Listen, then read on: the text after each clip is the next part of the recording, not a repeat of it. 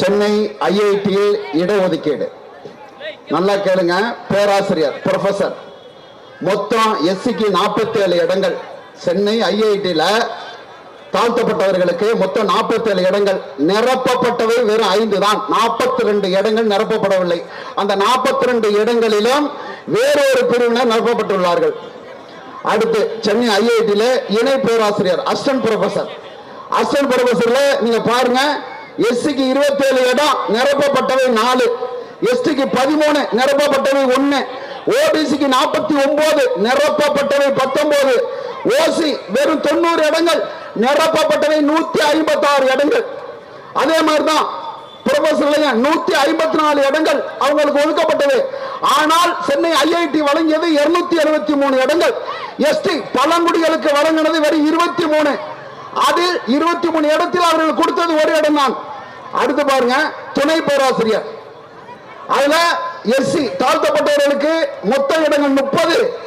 ஆனால் இந்த அரசு கொடுத்தது 7, எஸ்டிக்கு 15 இடம், இந்த அரசு கொடுத்தது 1, ஓபிசிக்கு 53 இடங்கள், இந்த அரசு கொடுத்தது 13, ஓசிக்கு 98 இடம் தான் மொத்தம் கொடுக்கணும்.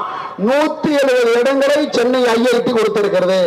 இப்பொழுது தெரிகிறதா இவர்கள் பேசக்கூடிய சமூக நீதி என்னவென்று? அதனால்தான் அண்ணன் சீமான் சாதிவாரி கணக்கெடுப்பை கேட்கிறார். இந்த மண்ணிலே 2 பெருமக்கள் தான் சாதிவாரி கணக்கெடுப்பை எடுங்கள் என்கிறார்.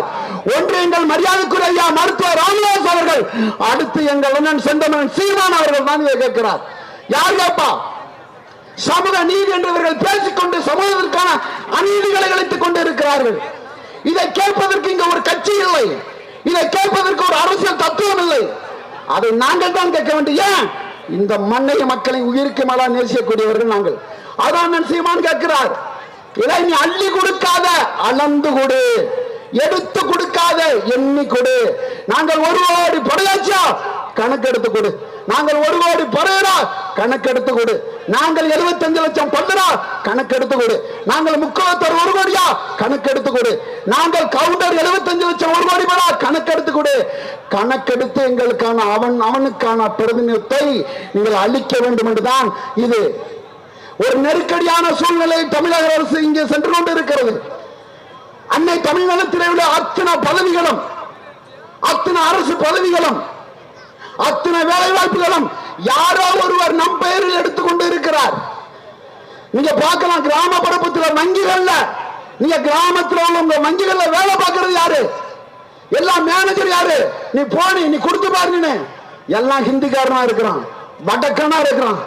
எனக்கான இடஒதுக்கீடு, எஸ்சிக்கான இடஒதுக்கீடு ஆந்திர எஸ்சிகளும், கர்நாடக எஸ்சிகளும், கேரள எஸ்சிகளும் அவன் வாங்கிட்டு போறான். வேற எங்களுக்கு கிடைக்கல. எங்களுக்கான பிசி இடஒதுக்கீடு அங்க வடக்கில் நம்ம வாங்கிக்கிட்டு போறோம். எங்களுக்கான எம்பிசி இடஒதுக்கீடு வடக்கர்கள் வாங்கி கொண்டு போயிருக்காங்க. இந்த சூழ்ச்சியின் சூழ்ச்சிக்காரர் ஐயா கருணாநிதி அவர்கள் தான் இந்த சட்டத்தை நிறைவேற்றிருக்கிறார். இதை எதிர்ப்பதற்கு ஒரு ஆண்மகன் தான் இருக்கிறான். அது எங்கள் செந்தமன் சீமான் தான். அதையும் கேட்கிறாங்க. சீமான் சாதி பார்த்து ஓட்டு போட்டா உன் ஓட்டு தீட்டுங்கிறாரு. அவரே சாதி கணக்கு கேட்கிறாரு. அதுக்கு தான் அந்த கணக்கு, அதுக்கு தான் அந்த கணக்கு. ரைட் இன்ஃபர்மேஷன் ஆக்கிய நாம் தமிழர் கட்சி தலைமை எல்லாத்துக்கும் போட்டிருக்கு. நீங்கள் அரசு பதில் சொல்லி ஆக வேண்டும். வேற வழியே இல்ல. நீ என்ன பண்ற? நாங்க ஆண்ட சாதி, நாங்க பேண்ட சாதி சண்டை பிடிச்சுக்கிட்டு இருக்க. உன்னோட இடஒதுக்கீடு பூரா ஒருத்த அள்ளி யாருக்கோ கொடுத்துக்கிட்டு இருக்கிறான். இந்த திராவிட சூழ்ச்சிகளில் இருந்து நீங்கள் விடுபட வேண்டும் என்றால் உங்களுக்கு இருக்க வேண்டிய ஒரு வாய்ப்பு, கடைசி வாய்ப்பு நாம் தமிழர் கட்சி தத்துவம் தான். வேற எதுவுமே இல்லை. தொடர்ச்சியா எல்லா இடங்களிலும் பாலிடெக்னிக்ல எடுக்கிற அசிஸ்டன்ட் ப்ரொஃபசர், பாலிடெக்னிக்ல 376 பேர், 376 பேர்ல 275 பேர் வேற யாரோ நீதிதான். நீனு பேங்க், ஸ்டேட் பேங்க் ஆஃப் இந்தியால 3226 பேர் எடுக்கிறான். 3000 பேர் யாரோ, 226 பேர் தான் தமிழ் சமூகத்தின் கொடிகள், தமிழ் சமூகத்தின் கொடிகள். இதை யார் செய்வா? இதை யார் கேட்பா? உனக்கு என்னப்பா பிரச்சனை? டாஸ்மார்க் இருக்கு, மாணவர்களுக்கு புதிய தமிழ் மாணவனுக்கு ஒரு 1000 ரூபாய், மகளிர் ஊக்கத்தொகை 1000 ரூபாய், இந்த பணம் இதுக்கு மட்டும் கணக்கெடுக்கிற. 3,35,000 பேர், 2,30,000 பேர் கணக்கெடுக்கிற. எங்களை குடிவாரி கணக்கு வேணாலும் எடுக்க முடியாதா? நாங்க எத்தனை பேர் வாழ்றோம் எடுக்க முடியாதா? என்ன வேலை? அத்தனை ஏமாற்று வேலை. இதை தொடர்ச்சியாக இந்த திராவிடம் இந்த மண்ணிலே செஞ்சு கொண்டு இருக்கிறது. இதை கேட்பதற்கு தான் இந்த கூட்டம், இதை கேட்பதற்கு தான். எல்லாவற்றுக்கும் நாங்கள் போராடுகிறோம், எல்லா சிக்கல்களுக்கு நாம் தமிழ் கட்சி போராடுகிறது. இங்க போராடாத அமைப்புகள் இல்ல, போராடாத அரசு ஊழியர்கள் இல்ல, போக்குவரத்து துறை தொழிலாளர்கள் போராடுகிறார்கள், மருத்துவ செவிலியர்கள் போராடுகிறார்கள், மருத்துவமனை அதிகாரி பெருமக்கள் போராடுகிறார்கள், ஆசிரியர் பெருமக்கள் போராடுகிறார்கள், தொழிலாளர்கள் போராடுகிறார்கள், மீனவர்கள் போராடுகிறார்கள், நெசவாளிகள் போராடுகிறார்கள், விவசாய மக்களும் போராடுகிறார்கள். இந்த பக்கத்தில் இருக்க நெய்வேலி, இந்த பக்கத்தில் இருக்க நெய்வேலி 175 இன்ஜினியர்ஸ் எடுக்கிறான், 100 கெமிக்கல் இன்ஜினியர்ஸ் எடுக்கிறான், சிவில் இன்ஜினியர் எடுக்கிறான், மெக்கானிக்கல் இன்ஜினியர் எடுக்கிறான், எலக்ட்ரானிக் அண்ட் கம்யூனிகேஷன் இன்ஜினியர்ஸ் எடுக்கிறான். இவ்வளவு இன்ஜினியர்ஸ்லயும் 175 பேர்த்துல நீ ஒருத்தன் கூட இல்ல. இங்க என்னடா நீ சண்டை போடுற, நாங்க கொஞ்சம் அடர்த்தியா இருக்கிறோம், நாங்க படர்த்தியா இருக்கிறோம், நாங்க உடர்த்தியா இருக்கிறோம், நீ சண்டை போட்டுட்டு இருக்க, அதெல்லாம் வேலைக்கு ஆகாதுடா, வேலைக்கு ஆகாது. என்ன தொடர்ச்சி அந்த திராவிடங்களை சாதிகளா சமூக கூறுகளா பிளவுபடுத்தி எங்களை ஆண்டு கொண்டிருக்கிறது. அந்த சூழ்ச்சியில் விடுவதற்கு தான் இந்த கூட்டம் சாதி வாரி கணக்கெடுப்பும் சமூக நீதி என்ற பெயரிலே மாபெரும் பொதுக்கூட்டத்தை இந்த அறிவியல் மண், இது ஒரு புரட்சி மண். இந்த மண்ணில் தான் கெமிக்கல் இன்ஜினியரிங் படித்த ஒருவன் புரட்சியாளன், ஆக சிறந்த புரட்சியாளன் அண்ணன் தமிழரசு உலகிய மண் இது. புரட்சி புயல் அண்ணன் தமிழரசு உலகிய மண் இது. என்னையா கலிவருமாள் உலாவிய மண் இது. இந்த மண்ணில் தான், இந்த முந்திரி காட்டில் தான் புரட்சி விதைகள் விதைக்கப்பட வேண்டாம். அவர்கள் நீங்கள் மாண்டு விட்டார் என்று நினைக்கிறீர்கள். அவர்கள் விழுந்த இடத்தில் தான், விதைகளா விழுந்த இடத்தில் தான் இன்னைக்கு மரங்களா விருட்சமாகி நாம் தமிழர் என்ற பெருங்கட்சி இங்கே உருவெடுத்திருக்கிறது. நீங்க பாருங்க, எங்க அண்ணன் அடிக்கடி சொல்லுவாங்க, பறையர் நிப்பாட்டினா படையாச்சி வாக்களிக்க மாட்டாரு, படையாச்சி நிப்பாட்டினா பறையர் வாக்களிக்க மாட்டாருன்னு சொல்லுவாங்க. அதை மாத்துறதுக்கு அண்ணன் முடிவெடுத்துக்கார்.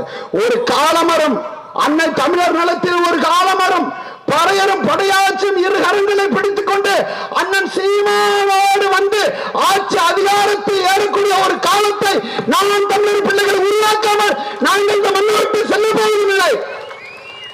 நீ எங்களை எல்லா வகையிலும் உங்களுக்கு பார்த்த அரசியல் மூலியமாக, ஆளுங்கட்சி மூலியமாக, அதிகாரிகள் மூலியமாக எல்லா விதத்திலையும் நாம் தமிழர் வர்சஸ் இன்னாரு, நாம் தமிழர் வர்சஸ் இன்னாரு அப்படின்னு எல்லா சூழ்ச்சிகளையும் முறியடித்து கொண்டுதான் நாம் தமிழர் கட்சி தமிழகத்தின் அங்கீகரிக்கப்பட்ட 3வது பெரிய அரசியல் கட்சியாக உருவெடுத்து இருக்கிறது என்றால், நாங்கள் தூய வழியில், தலைவன் கட்டி தந்த வழியில் நாங்கள் பயணிக்கிறோம்.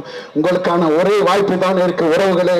நீங்கள் நாம் தமிழராய் ஒன்றிணைந்து இதெல்லாம் பாருங்க. நீங்க பாருங்க, வெறும் செவிவெளி செய்தியோட போயிடாதீங்க. எல்லா ரெக்கார்டிக்கல் சயின்டிபிக் ரெக்கார்டிக்கல் கால்குலேஷன் நாங்க தர்றது பூரா அத்தனை ஏமாற்று. எந்த ஒரு இடத்திலையும் சமூக நீதியை இந்த திமுக நிலைநாட்டியது யாராவது சொன்னால், நான் இந்த கட்சியில் இல்லை, நிரூபிச்சிருங்க. சரியான ஆளா இருந்தா இந்த வாடகை வாயெல்லாம் இருப்பானுங்கல்ல, ரெண்டல் மவுத் எங்க இருக்கிறாங்கன்னு தெரியல. இவங்களுக்கு ரெண்டல் மவுத் அலைஸ் முட்டு பாய்ஸ் எங்க இருக்கிறான்னு தெரியல. எல்லாம் செட்டில்டா இருக்கிறான். வருவாங்க திமுக ஆட்சி இறங்கினதுக்கு அப்புறம் டப்புன்னு ஒரே நாள்ல முளைச்ச காளான் மாதிரி முளைச்சு கொச்சன்னு பேசிக்கிட்டு இருப்பான். ஒரு காலம் வரும், நாக்கில எல்லாம் எம்மரி சீட்டு உப்பு சீட்டை போட்டு தேய்க்கக்கூடிய ஒரு காலம் வரும். அந்த காலத்தை உருவாக்காமல் நாம் தமிழர் பிள்ளைகள் நாங்கள் மாற மாட்டோம் என்று கூறி விடைபெறுகிறேன். நன்றி, வணக்கம். நாம் தமிழர்.